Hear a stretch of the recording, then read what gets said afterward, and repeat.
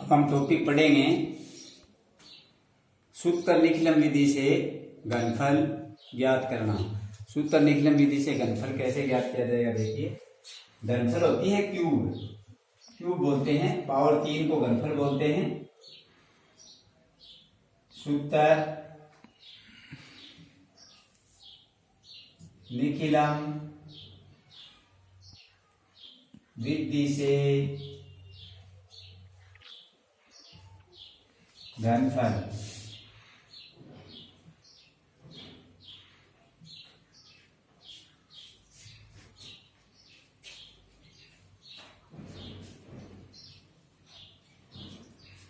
सूत्र निखिलम विधि से घनफल ज्ञात करेंगे तो इसके लिए फॉर्मूला होता है हमारे पास संख्या प्लस 2 गुणा विचलन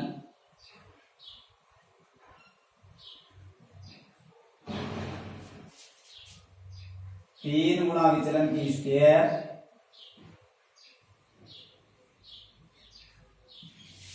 और विचलन की क्यूब।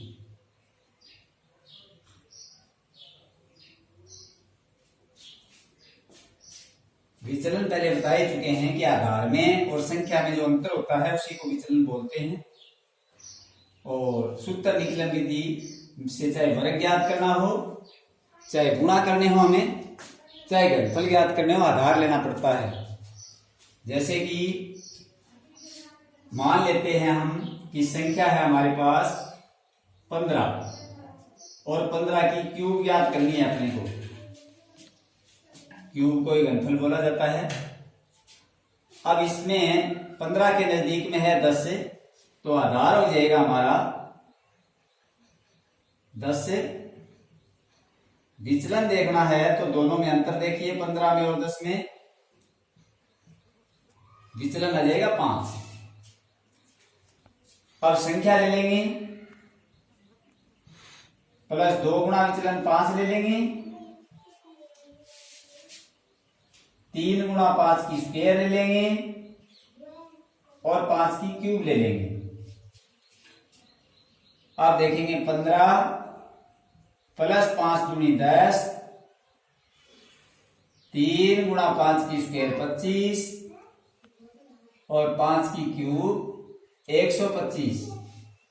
5 की क्यूब का मतलब होगा, जैसे 5 की क्यूब है तो इसका मतलब होता है 5 इंटू 5 इंटू 5, यानी 5 5 25, 25 5 125। ये आ जाएगा 25, ये 25 दिया जाएगा 75 और ये आ जाएगा 125। अब इसमें आधार में जितने जीरो होते हैं उतने अक्सर नीचे लिए जाते हैं इन दोनों पक्षों से। और यही सिस्टम हमारा गुणा में भी चल रहा था। आधार में जीरो देख करके अक्सर नीचे लिए जा रहे थे और यही सिस्टम हमारा वर्ग में भी चल रहा था जब सूत्र निखिलम नाम आ रहा था। तो सूत्र निखिलम विधि में आधार में जीरो देख करके ही अक्सर नीचे लिए जाते हैं। आधार में यहाँ पे 1 जीरो है, 1 अक्सर नीचे आएगा, बाकी जो आंसर है 12 वो यहाँ पे प्लस हो जाएगी। अब ये बन जाते हैं हमारे 5 और 2 7, 87, 87 का 7 नीचे आ जाएगा, 8 आगे प्लस हो जाएगा, 25 और 8 आ जाएंगे 33। इस प्रकार से, तो इस प्रकार से हम सूत्र निखिलम विधि से घनफल ज्ञात कर सकते हैं। सेकंड क्वेश्चन देखें।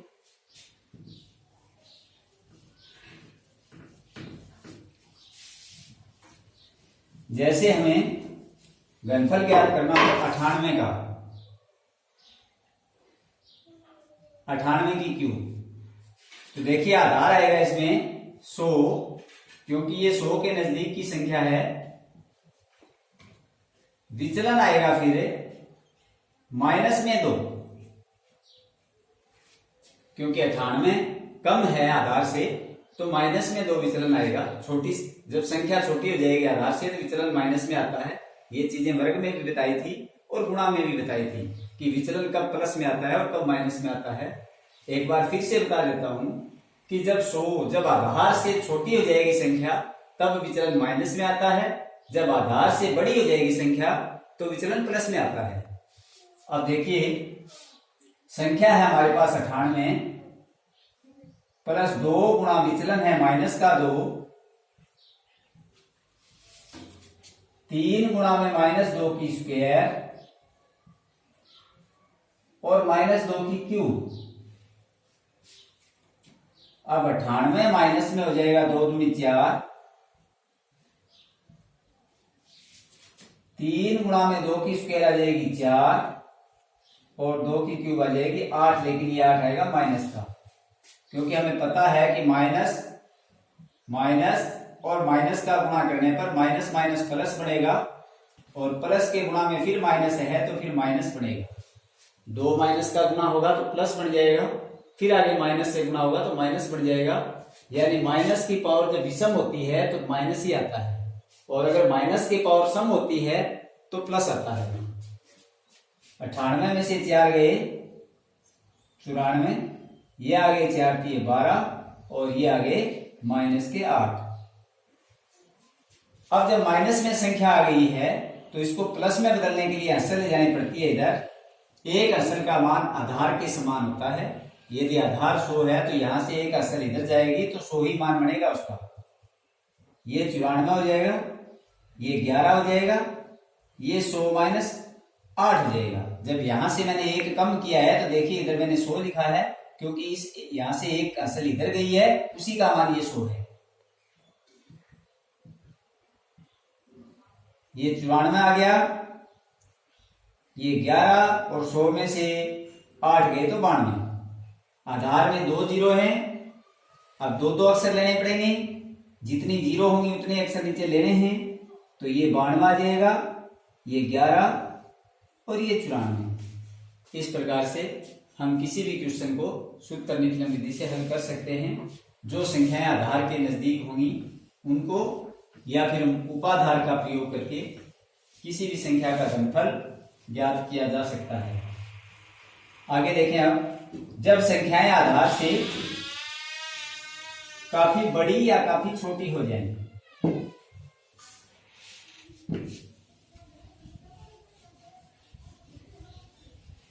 सूत्र निकलन उपाधार विधि।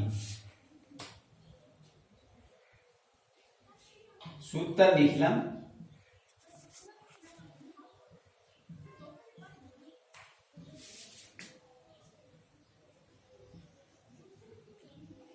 उपाधार विधि। यानी जैसे कि संख्या हमारी हो जाए कि हमें 27 की क्यूब ज्ञात करनी हो, तब हमारी संख्या जो है वो आधार 10 से काफी बड़ी हो गई है, और यदि हम आधार 100 देखें तो उससे काफी छोटी हो गई है। ये बताया जा चुका है बार बार कि 10 या 10 की घात को ही आधार लिया जाता है। तो या तो आधार 10 होता है या 100 होता है या आधार होता है, इनके बीच की संख्याओं को आधार मान्य नहीं होता। जैसे 200, 250 या 300 को आधार नहीं मानते। तो देखिएगा, सूत्र देखें, उपाधारण की स्क्वायर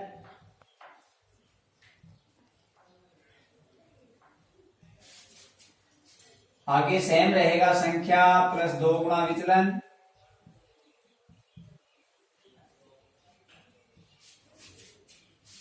आगे आएगा उपाधारण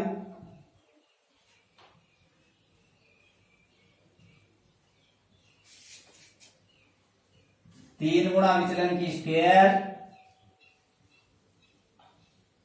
और फिर आएगी विचलन की क्यूब। इस प्रकार से ये सूत्र रहेगा। आधार लिखेंगे 10, फिर इसमें उपाधारण लेना पड़ेगा। उपाधारण का जाएगा 3, विचलन लें तो इनका गुणा होता है 30। 30 से ये कम है संख्या, इसलिए विचलन आएगा -3। अब सर्वप्रथम उपाधारण की स्क्वायर लिखेंगे। 3 है उपाधारण, यहां पर लिखेंगे 3 की स्क्वायर हो जाएगी। फिर संख्या ले लेंगे 27 प्लस 2 गुणा में विचलन ले लेंगे -3। आगे फिर उपाधारण 3 है, गुणा में 3 गुणा में विचलन है -3 और फिर -3 की क्यूब। इस प्रकार से लिखा जाएगा। उपादान 3 है, 3 की स्क्वायर आ जाएगा, फिर संख्या 27 है, 27 आ जाएगी, प्लस 2 आ गया, गुणा विचलन है आपका -3, इसलिए ये आ गया -3। फिर आगे उपादान है 3, गुणा में 3 सूत्र में है, गुणा में विचलन की स्क्वायर लिखा है, तो विचलन -3 है तो -3 की स्क्वायर हो गया, और आगे विचलन की क्यूब है तो -3 की क्यूब हो गया। अब देखिए 3 की स्क्वायर 9 आ गया,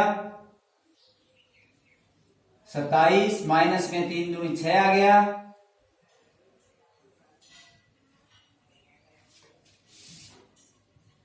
आगे 3 3 9 आ गया, और ये भी 3 3 9 ही आ जाएगा। माइनस की स्क्वायर है तो प्लस बन जाएगी, और माइनस के क्यूब है तो माइनस का 27 आ जाएगा।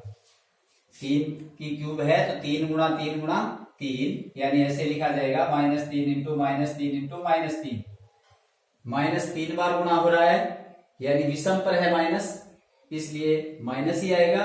अगर घात सम पर हो तो प्लस आता है, जैसे 9 प्लस आया है। अब 3 3 9 9 3 27 बनेगा इसका, जो माइनस में आएगा। अब 9 गुणा में ये आ गया 21, और 9 में 81, और माइनस में 27, ये 189 आ जाएगा। यहां से जब इसको माइनस में है, इसको प्लस में बदलना है तो अंशल जाएगी इधर। एक अंशल का मान आधार के बराबर ले तो 10 होगा। अब 10 में से 27 तो घटेगा नहीं, इसलिए यहां से 3 अंशल इधर ले जानी पड़ेगी, तो यहां तो रह जाएंगे 78, और 3 अंशल का मान इधर बढ़ जाएगा 30, माइनस हो जाएगा 27, क्योंकि एक अंशल का मान 10 होता है तो 3 अंशल का मान 30 हो जाएगा। ये 189, ये 78, और ये आ जाएंगे 3।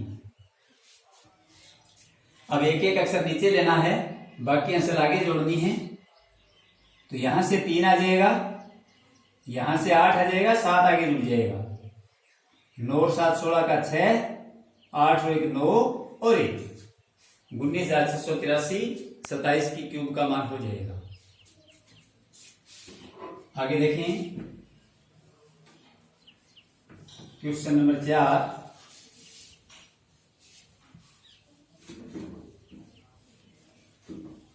जैसे हमें करना हो 208 का, 208 की क्यूब, आधार आएगा 100,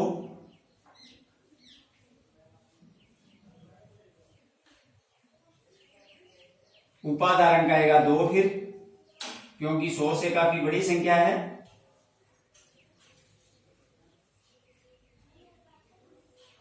फिर विचलन लें तो विचलन आएगा 8, क्योंकि इन दोनों का गुणा बनता है 200, और 200 का 208 का अंतर 8 का है, संख्या बड़ी है इसलिए विचलन प्लस में आ गया। उपादान 2 है, यहाँ पे उपादान की स्क्वायर की जगह 2 की स्क्वायर हो जाएगी। संख्या हमारे पास 208 है, 2 गुणा में विचलन है हमारे पास 8, फिर आगे उपादान के हमारे पास 2 गुणा 3 गुणा विचलन 8 है तो 8 की स्क्वायर, फिर आ जाएगी 8 की क्यूब, ये आ जाएगा 2 की स्क्वायर 4, 208 प्लस 8 दूनी 16, ये आ जाएगा 8 की स्क्वायर 64, ये 6 गुणा 64, 2 3 6 बन गया, 8 की स्क्वायर 64 हो गया, और 8 की क्यूब का मतलब हो गया 8 इंटू 8 इंटू 8, यानी कि 8 की क्यूब का मान होता है 512।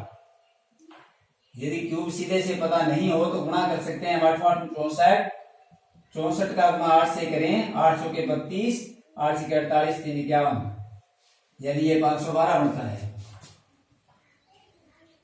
ये 4 गुणा में आ जाएगा 224,